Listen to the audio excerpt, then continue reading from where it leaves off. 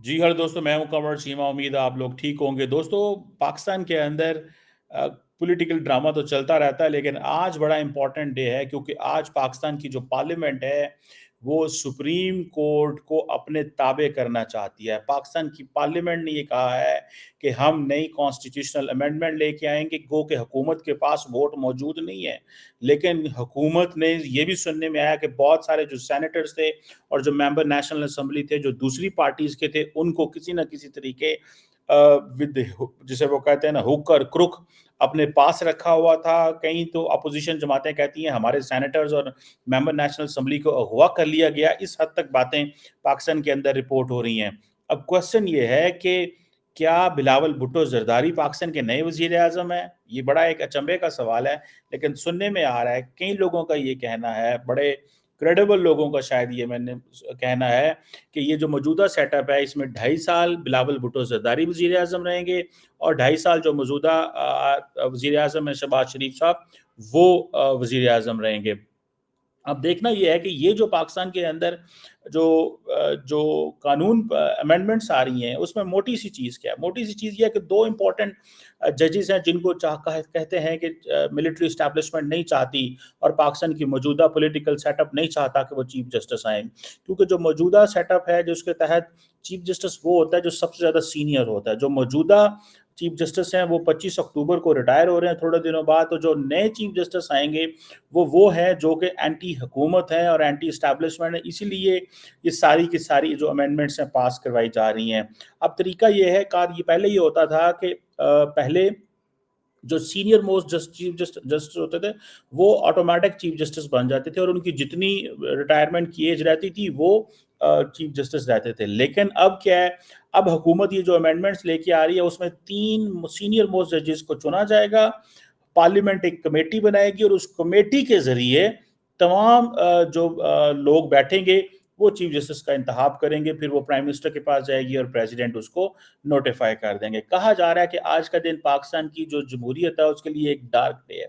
बहुत सारे लोगों को ये कहना है क्योंकि ज़बरदस्ती लोगों से वोट डलवाए जा रहे हैं, उनको मजबूर करके, प्रेशराइज करके। ये बातें इस वक्त मीडिया के अंदर चल रही हैं। कुछ ऐसे सेनेटर्स थे जो गायब हो गए हैं, कुछ ऐसे मेंबर नेशनल असेंबली हैं जो गायब हो गए हैं और वो यकदम पार्लियामेंट के अंदर नजर आ रहे हैं, उनसे सवाल हो रहे हैं और वो जवाब नहीं दे रहे।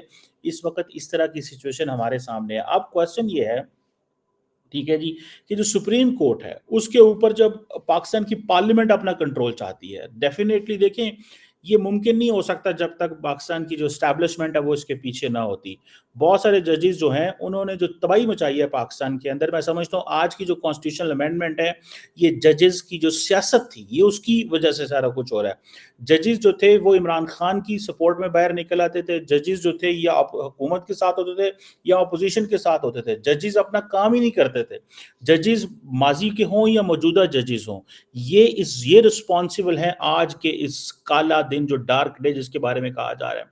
अब क्वेश्चन ये है कि या तो जजेस पर्सनली मोटिवेट होते थे या जजेस की अपनी पॉलिटिकल मोटिवेशंस होती थी, जिसकी वजह से जब वो किसी एक पार्टी को सपोर्ट करते थे, एक पॉलिटिकल ग्रुप को सपोर्ट करते थे, तो ऑटोमेटिकली दूसरा ग्रुप जो कहता था कि देखें ये जस्टिस नहीं हो रहा, ये सारी की सारी सियासत हो रही है। सो इसीलिए जो चीफ जस्टिस आता है वो समझता है कि मैं इतना पावरफुल हूं कि मैं जो मर्जी कर दूं, कि सारे का सारा जो सिस्टम है वो मेरे ताबा है। लेकिन अब पार्लियामेंट कहती है कि पार्लियामेंट सुप्रीम है। मिलिट्री स्टैब्लिशमेंट हो या जुडिशरी हो या एग्जेक्टिव हो, वो हमारे ताबे है बिकॉज हम वोट लेके अवाम से आते हैं। अब देखें, ये बात किसी हद तक लोगों की ठीक भी है कि अगर आप अलाउ करते हैं कि कोर्ट के जो एडमिनिस्ट्रेटिव फंक्शन है वो पार्लियामेंट करेगी, तो देन डेफिनेटली चैलेंजेस आएंगे। लेकिन ये बात भी ठीक है कि अगर लेजिस्लेटिवली थ्रू 2/3 मेजोरिटी अगर आप कुछ ऐसी चीजें चेंज करते हैं तो ये भी पार्लियामेंट का हक है। लेकिन क्या इतनी कोर्ट के एडमिनिस्ट्रेटिव फंक्शन में जो मैनिपुलेशन है, क्या ये पाकिस्तान की जो सेपरेशन ऑफ पावर है उसको अंडरमाइन करेगी? अब फॉर एग्जांपल पहले ही बहुत सारे प्रेसिडेंशियल ऑर्डिनेंस आ जाया करते थे, ठीक है जी। तो ये वो ऑर्डिनेंस भी, तो इसका मतलब पार्लियामेंट की मौजूदगी में ऑर्डिनेंस आ जाते हैं, क्योंकि हुकूमत समझती है कि ये ऑर्डिनेंस जो है ये اگر ہم نہیں لے کے آئیں گے تو کچھ ہمارے خلاف ہو جائے گا۔ اب آپ پارلیمنٹ کو یہ الاؤ کرتے ہیں کہ وہ کمیٹی بنائے، ٹھیک ہے، اور کمیٹی فیصلے کرے، کیا یہ ایک وائز چیز ہے؟ دیکھنا تو پڑے گا۔ اب یہ کئی لوگوں کا کہنا یہ ہے کہ اس مسئلے کو فل کورٹ میں لے کے جانا ہے، مطلب کہ جوڈیشری فیصلہ کرے کہ جوڈیشری کو کس طرح اپنے ایڈمنسٹریٹو میٹرز کو ٹھیک کرنا ہے، ٹھیک ہے جی۔ اور لیکن اگر آپ نے اس کے اندر پولیٹیکل انٹرونشن لے آئے ہیں، ٹھیک ہے جی، تو then it is not good. Largely میری انڈرسٹینڈنگ یہ بھی اس میں آتی ہے کہ اگر ایک کمیٹی پارلیمنٹ کی بنے اور جس میں 2/3 میجورٹی ہو کے ساتھ آپ اب چیف جسٹس پک کر لیں تو یہ بھی کوئی بری بات نہیں ہے کسی حد تک، لیکن ہم دے بھی تو دیکھیں نا کہ جب چیف جسٹس صاحبان اور ججز صاحبان اپنی سیاست کرتے ہیں سپریم کورٹ کے اندر، ان کو گھر سے کہا جاتا ہے۔ آپ کو یاد ہوگا سابق چیف جسٹس جو تھے بندیال صاحب، جن لوگوں کو نہیں پتا ان کو بتا دوں کہ عمران خان کو جب رینجرز نے گرفتار کیا تو انہوں نے ان کو کہا کہ اس کو لے کے آئے میرے پاس، اینڈ دین ان کو لے کے جانا پڑا۔ چیف جسٹس نے، سپریم کورٹ نے انٹروین کیا اور انہوں نے کہا کہ ہمیں عمران خان صاحب گڈ ٹو سی یو، ہمیں آپ کو دیکھ کے بہت اچھا لگا ہے۔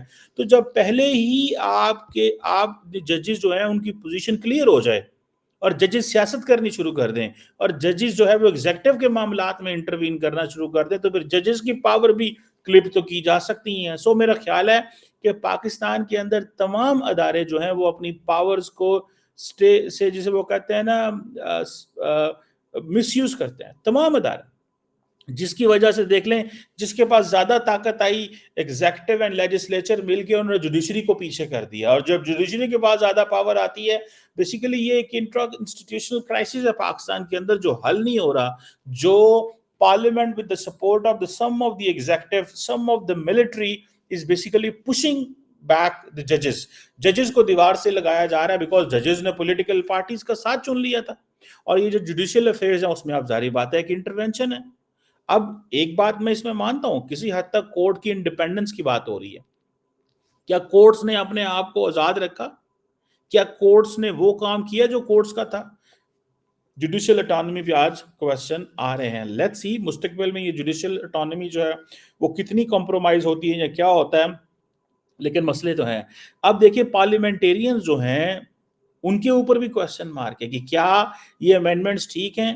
یہ جب آپ کورژن ایز اے ٹول استعمال کیا جا رہا ہو، جب وائلنس ایز اے ٹول استعمال کیا جا رہا ہو، جب کئی پولیٹیکل پارٹیز کے لوگ کہہ رہے ہیں کہ ہمارے تو سینیٹرز اغوا ہو گئے ہیں، ہمارے تو ممبر نیشنل اسمبلی اغوا ہو گئے ہیں، اس طرح کی سچویشن کے اندر، اس طرح کے حالات کے اندر یہ بھی تو لگتا ہے کہ کیا آئندہ کیا ہوگا اور کیا نہیں ہوگا اس طرح کے حالات کے اندر۔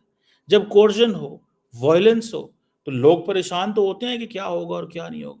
اب یہ سپریم کورٹ کے لیے بھی ایک ٹیسٹ کیس ہے، عوام کے لیے بھی ٹیسٹ کیس ہے، پارلیمنٹ کے لیے بھی ٹیسٹ کیس ہے۔ دو ایسے ججز ہیں جن کو روکا جا رہا ہے، ایک جسٹس منیب ہیں اور ایک جسٹس منصور علی شاہ ہیں، ان کو روکا جا رہا ہے تاکہ وہ چیف جسٹس نہ بنے۔ اگر وہ چیف جسٹس بن گئے تو then it will be a very very problematic چیز۔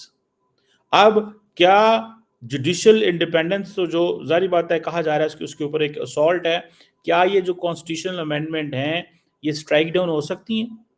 یہ ایک سوال ہے۔ کیا موجودہ جو چیف، کیونکہ اب پاکستان اپنی آئینی عدالتیں یعنی کہ کانسٹیٹیوشنل کورٹس بھی سیپریٹ بننے جا رہی ہیں، اور یہ جو موجودہ ججز ہیں ان کی طاقتیں کسی طریقے سے کم کی جا رہی ہیں، لیکن کہا یہی جا رہا ہے کہ ہم ادارے مضبوط کر رہے ہیں، ادارے بڑھا رہے ہیں، ادارے کو ایکسپینڈ کر رہے ہیں، لیکن ان ریالٹی وہ ان ججز کی جو سیاست سے روکنا چاہتے ہیں۔ یہ بھی تو ایک کویسچن ہے، ٹھیک ہے۔ اب کہیں ایک بڑے جو اگر آپ اس کو پڑھیں ساری سچویشن کو تو لوگ کہتے ہیں کہ جو سیپریشن آف پاور ہے جس میں ایگزیکٹو، لیجسلیچر اینڈ جوڈیشری آپس میں ایک انڈیپینڈنٹ پوزیشن لیتی ہے، یہ بیسیکلی اس پہ ایک اسالٹ ہے، ایک حملہ ہے، ٹھیک ہے جی۔ لیکن پاکستان کے ججز ہی رسپانسبل ہیں، پاکستان کی پولیٹیکل پارٹیز ہی رسپانسبل ہیں اس چیز کے اوپر، بیکاز وہ چاہتی ہیں کہ ان کی مرضی کا چیف جسٹس ہو، مرضی کے طریقے کار ہوں۔ اور جو پچھلے جب سے عمران خان کی حکومت گئی اس کے بعد ہم نے یہ دیکھا، جب عمران خان کی حکومت گئی اس کے بعد ہم نے یہ دیکھا کہ جس طرح جوڈیشری نے عمران خان کو سپورٹ کیا اس سے ملک کے اندر افراتفری پھیلی۔